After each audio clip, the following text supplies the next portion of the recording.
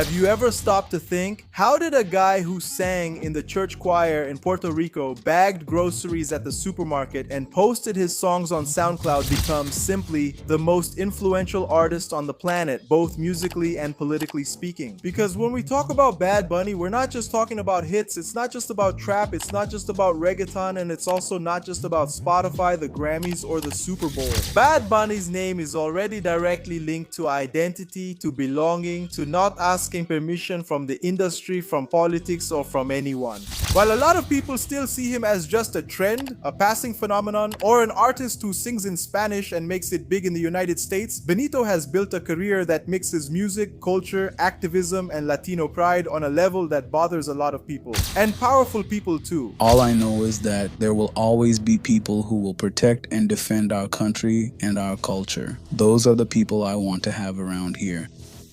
Today we're going to go back to the beginning of Bad Bunny's story up to the present day. Actually, up to the point where the Latin artist turned down the United States, one of the biggest music markets, took a political stand, and even irritated the most powerful man in the world. Yes, him, Donald Trump.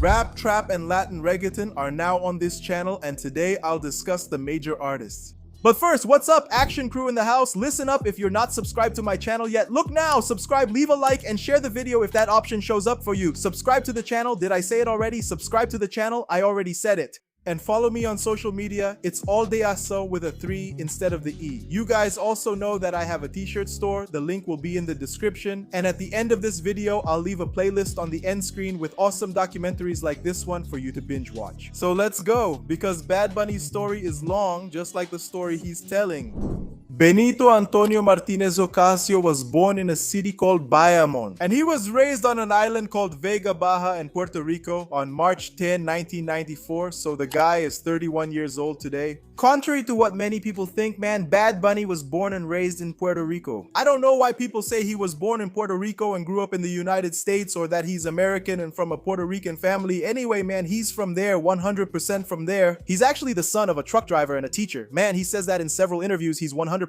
raised in Puerto Rico, and it was when he was 5 years old that he had his first experience, his first awakening to music, right? Because he got a CD from the Puerto Rican American rapper Vico C as a Christmas present. But it was in church that he really got hands-on experience in music, right? That's because his mother sang in a Catholic church choir and he ended up going with her so often. From the age of 5 to 13, he also started singing in that choir. That's where he learned about rhythm, melody, musical timing, and so on. And as Benito grew up, he also started using the internet, obviously, and got to know other artists that he liked a lot besides Vico C. Some of them he has even mentioned before, right? Like Hector Lavoe, who, you know, has a good sense of drama, pain, and interpretation.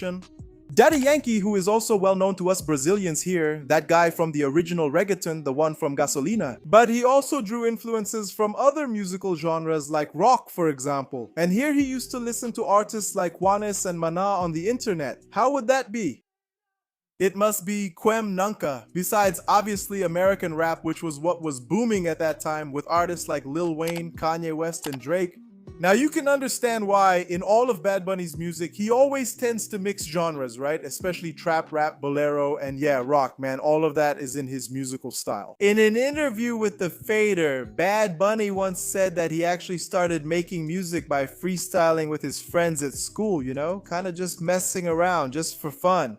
Well, since he was a shy and pretty introverted guy, what people didn't know is that he was actually creating real songs and releasing them on his SoundCloud page. And there, he wasn't the Benito that everyone knew, the funny guy and all that. He was simply Bad Bunny. And he got that name from the idea that when he was a kid, he used to dress up as a bunny. And once he found a picture of himself dressed as a bunny, going to school dressed as a bunny with an angry face, really pissed off. Then he said, man, this could mark my career, and every time people see, for example, a bunny, they'll remember me. That's how the name Bad Bunny came about, which today we interpret as the Bad Bunny, right? From what I understood, the Greeks interpret it as something like pissed off bunny, angry bunny, or rebellious bunny. But since he was the son of a truck driver, a teacher, and still had some siblings, obviously we can understand that he wasn't an heir, so he had to hustle until music worked out for him. So he went and started working as a bagger at the Econo supermarket. From what I understand, it must be like the wholesale store for the people of Porto Portuguesa, you get it? Besides that, he enrolled in the Visual Communication College at the University of Puerto Rico in Arecibo. And at first, his dream was to be a radio announcer, but life had other things in store for our Big Bunny. Between 2013 and 2016, Bad Bunny posted several original songs on his SoundCloud. But then one day in 2016, he posted a track called Delays, and he didn't expect what would happen with it.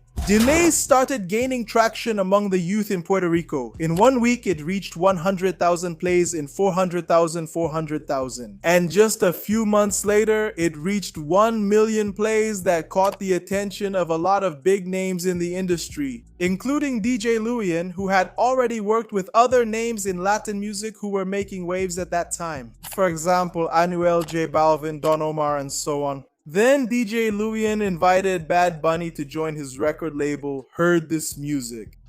This label became very well known for being Archangel's label. Anyone who followed Anita's rise during the reggaeton era is familiar with these names I'm mentioning now. But guys, what was coming next was a single that would become even bigger than Delays. That's how Soy Pure was born. Soy Pure was kind of born a classic, right? This song broke out of Puerto Rico and made it to the United States. It reached number 19 on the Hot Latin Songs chart, Billboard's Latin music chart. And it really made his name blow up over there. And that's when I can tell you for sure that Bad Bunny stops being just an internet outlier and becomes an outlier in reggaeton itself.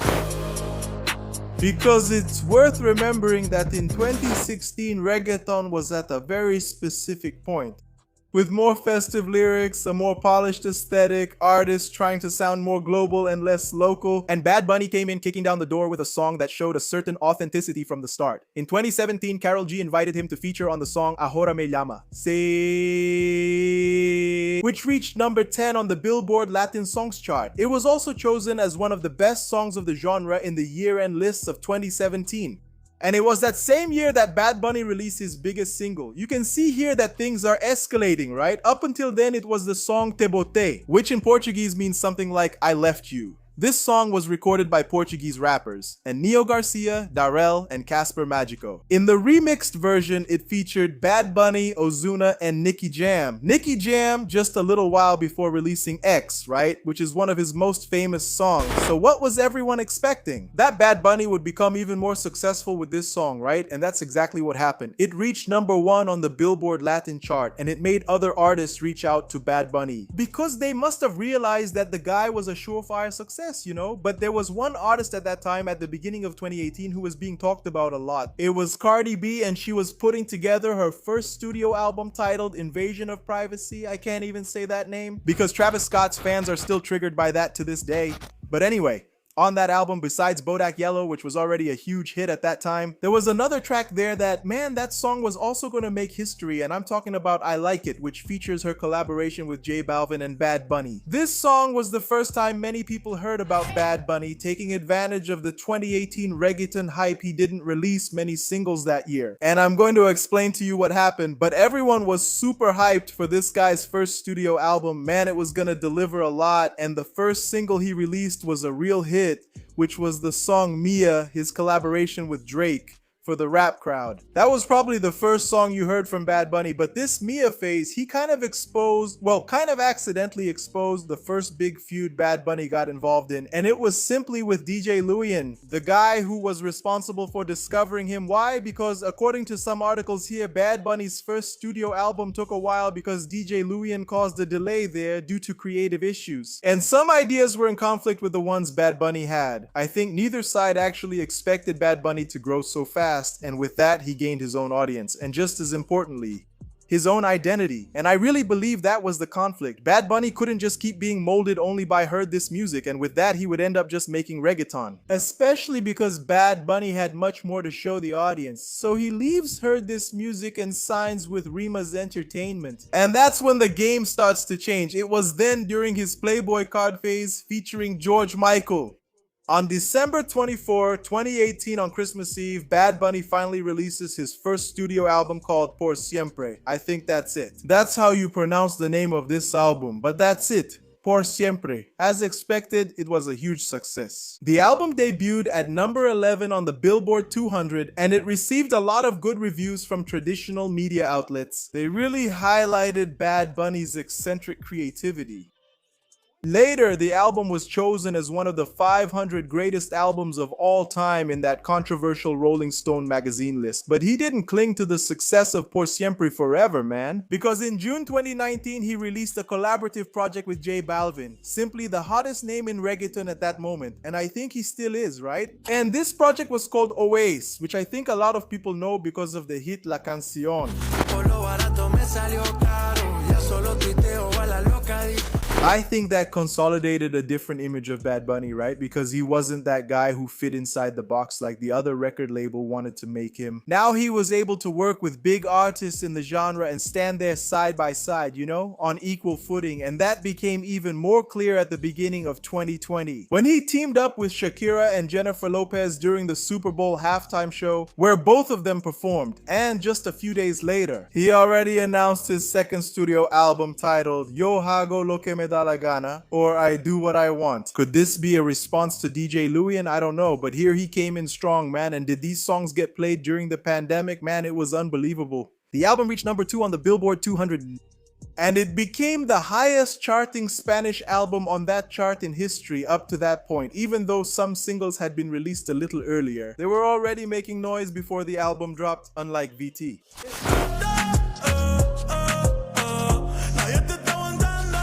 And Yo Perreo Sola, which went viral.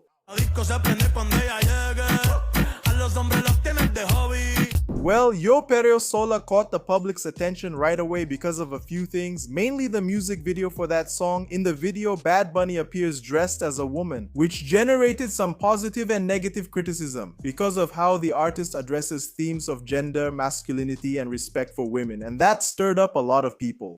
The visual purpose of this video was to use a language that openly references reggaeton. That women can dance alone the way they want without being bothered by men, and guys need to understand that. For many fans and critics, this was a powerful gesture that broke gender stereotypes in music, besides opening space for discussion about respect, sexism in the lyrics, rap and reggaeton, and even LGBTQIA inclusion in this discussion. For other critics, the approach was seen as simplistic or even problematic. Some analysts said that although the video seems feminist, quote unquote, it could be an example of purple washing. In other words, using feminist symbols in a superficial way to appear as an ally without addressing the deeper problems of urban genre and machismo. But in another interview for Rolling Stone magazine, Bad Bunny gave his statement and his view of his own music. Quote, "Man, I've always felt that there was a very feminine part of me. But I never felt as masculine as I did the day I dressed as a drag queen. I did it to show support for those who need it. I may not be gay, but I'm a human who cares. I knew there would be comments saying, 'Gay, Bad Bunny is over,' showing that he was a guy who didn't have fragile masculinity.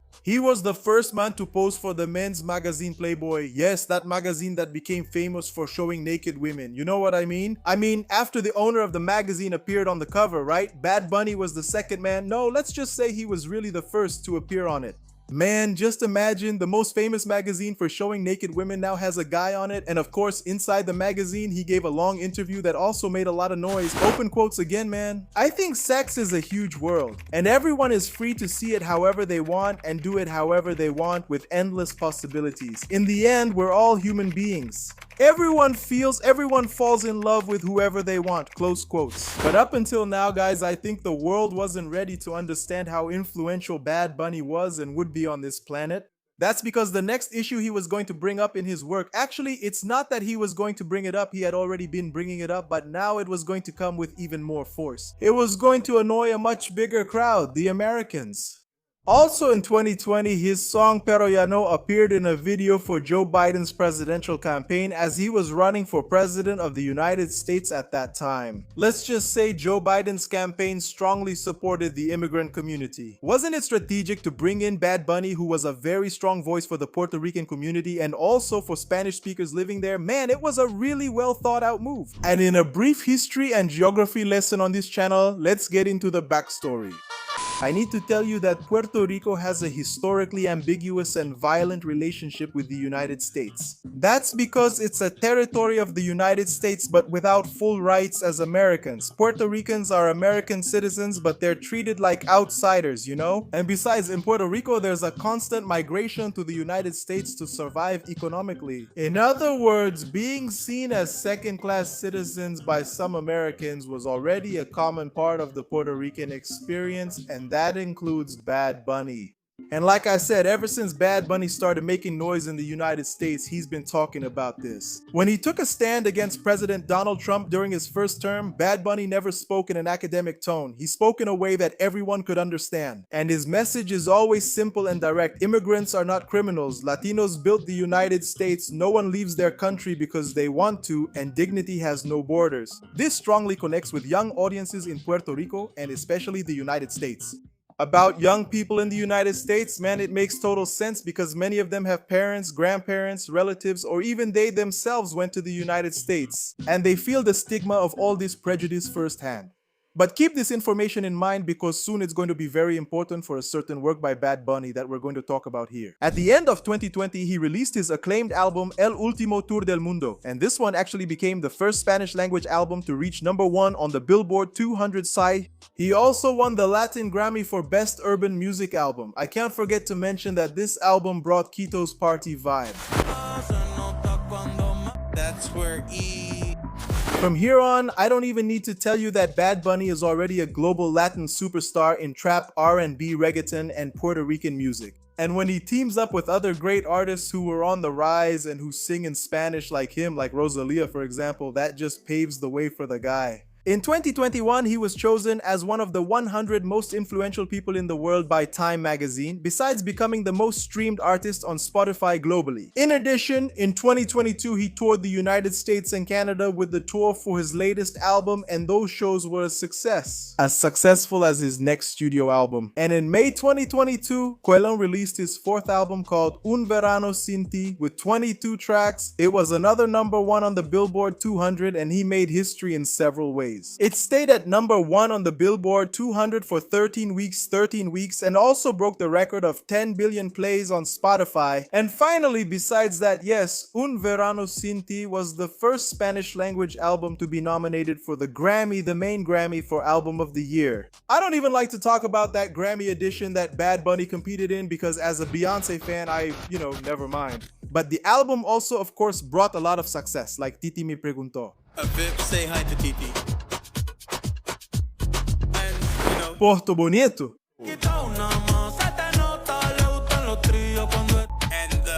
Bad Bunny spent almost all of 2022 and 2023 working on promoting this album. If you remember, you remember. No, man! Hold on, I can't forget to mention that at the end of 2023, around the end, right, he released that song Where She Goes, which is pure Jersey Club Jazz, pure trap, a lot of trap, man. And to prove it, man, even in the music video for this song, the godfather of this style for the new generation shows up, Lil Uzi Vert. Actually, this music video is really cool, right? Because it also features our beloved and elusive Frank Ocean. And to top off this randomness, none other than Ronaldinho Gaucho shows up there.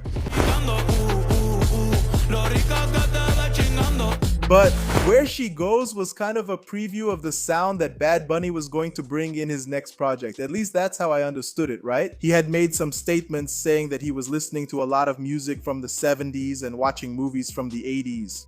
So, the new project he would release in October 2023 was also going to be a classic, which was Nadie Sabe Lo Que Va a Pasar Mañana, and it brought the classic song Monaco, the best song by Bad Bunny. Honestly, when I put on my headphones and listen to this song at CrossFit, man, automatically I feel like I'm in Miami smoking a big cigar, feeling like Tony Montana himself. By the way, Bad Bunny was so sharp that I'm sure he was inspired by Scarface to make this song an album. He even brought Al Pacino himself into the music video.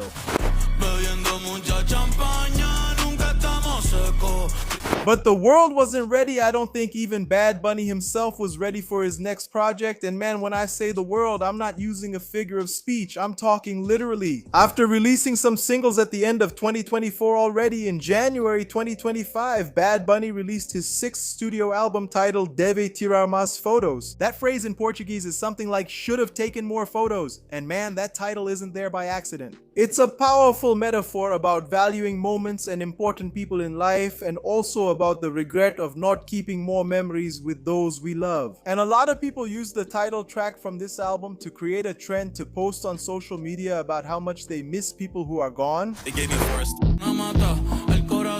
Even besides that. The album also included other songs like El Club And Bichoro. Crazy, identify redundancies and filler words, focus on core message about the album and chart performance, retain proper names and key details, shorten sentence structure, preserve original perspective. It debuted at number 2, then it went up to number 1. But you can't talk about this compilation of 17 songs without mentioning the political statement it represents. The album works as a tribute to Bad Bunny's home country, right, which is Puerto Rico, and it addresses social and political realities of the island, like, for example, cultural identity. Gentrification, right, which is real estate exploitation that displaces local residents because everything gets much more expensive. Colonialism and its historical legacy, frequent blackouts and structural problems, as well as Latin pride and cultural resistance. According to interviews about the album's conception, Bad Bunny himself said that he was inspired by several things, including a documentary he watched. When he was still thinking about the album's theme, it talked about a guy who left his homeland and then came back, and then they played some local Puerto Rican songs, which made him connect with his homeland even after all the global success. And then man, Bad Bunny doesn't hide his opinions on these topics, using the music and visuals from this era to talk about issues that don't make it to the mainstream. An example of this was when he released the music video for Noe by All, one of the first songs written for the album, in which he climbs the Statue of Liberty, the biggest American symbol, and puts the Puerto Rican flag there. With that, he's kind of trying to say that, man, Puerto Ricans also helped build that city of New York, and I'll expand the conversation a bit. They also helped build the United States. I was at the Statue of Liberty last year and I recorded a video there talking about this, and I posted it here on the channel talking about it. But man, studying more deeply about the history of this song, dude, Bad Bunny was really sharp. Music. Other tracks. Like Lo que le pasó a Hawaii, they use powerful metaphors to compare Puerto Rico with the history of Hawaii, suggesting that the island could lose its cultural identity and autonomy under external influence if, according to Bad Bunny, there is no general resistance. Since it's well known among people who study politics that Puerto Rico has no representation in the US Congress. In other words, politically speaking, Puerto Ricans are kind of invisible.